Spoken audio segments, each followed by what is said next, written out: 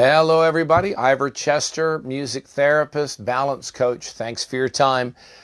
I got a question for you. What are you using your music to enable? What purpose has it played in your life, and what are you using it? What are you leveraging it for now? If I was to call you up and say, I'm going to give you $1 million, okay? What would you do with it?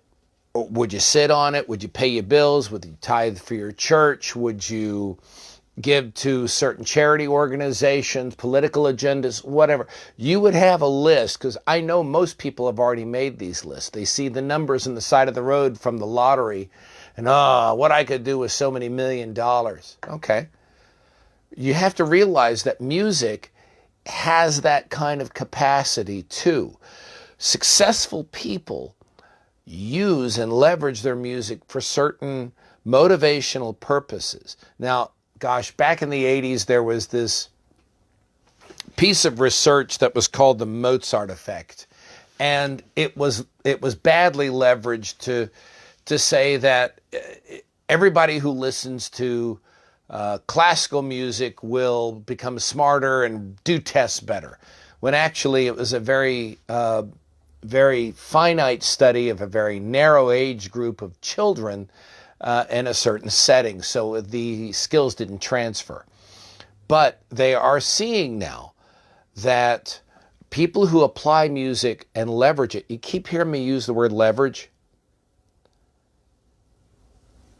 Imagine it like a teeter-totter. In the middle is a fulcrum, okay? You're on one side of that fulcrum, on the teeter-totter, on the plank. And on the other side is, what action do you want to lift or cause? The music is the fulcrum. You can move that fulcrum to make it an easier job depending on the weight or the task itself. So,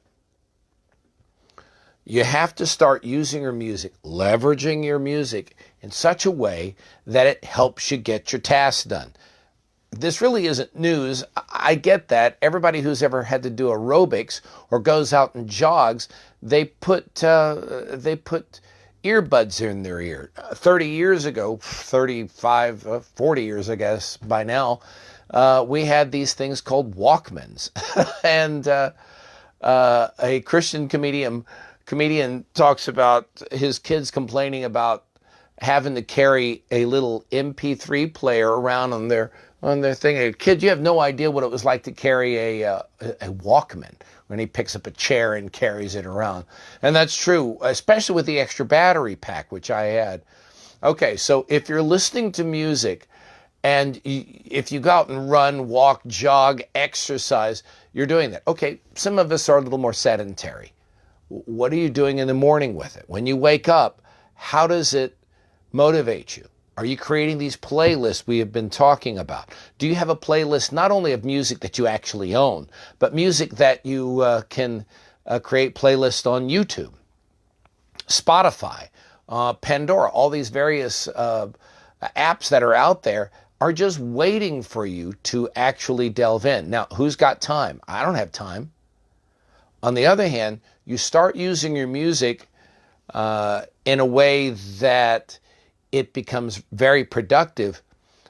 It's a matter of, well, am I going to stop this rolling avalanche that I'm living in and spend 15, 20, 30 minutes, an hour doing this, so I can wake up in the morning a little bit healthier? I can wake up with more of a purpose. That's what music's going to start doing for you. There was a study also I read today about people who were driving, and they listen to more relaxing music.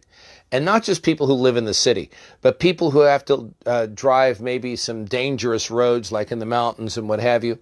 If they listen to quiet, relaxing music, they were calmer. They had less accidents, less fender benders.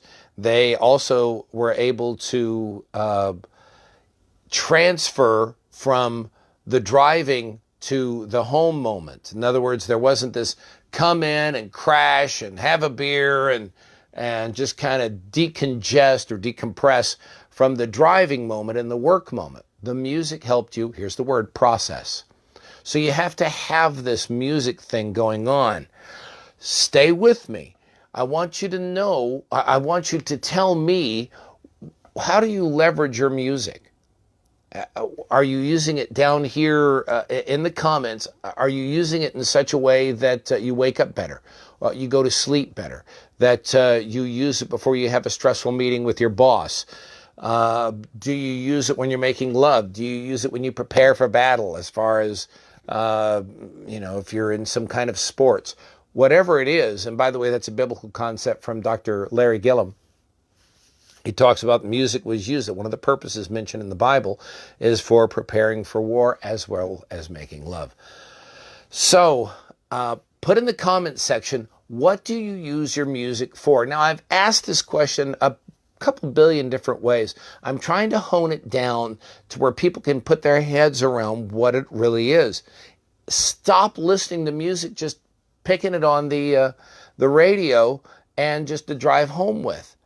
Are you really using it to compartmentalize your life? Or are you using it to transfer a skill to another compartment? There's a lot of different uses and a lot of different reasons and a lot of different ways to do this, but you have to be prepared. You can't do it passively. That's like saying, well, I'll learn to drive by just being a passenger. I won't really pay attention, but I'll just be there and it'll eventually happen. No, it won't. This is going to take focus. I've got a call to action for you to start becoming very aware of how music is played in your life. I go to visit people's houses, my own father's house. Music's always on.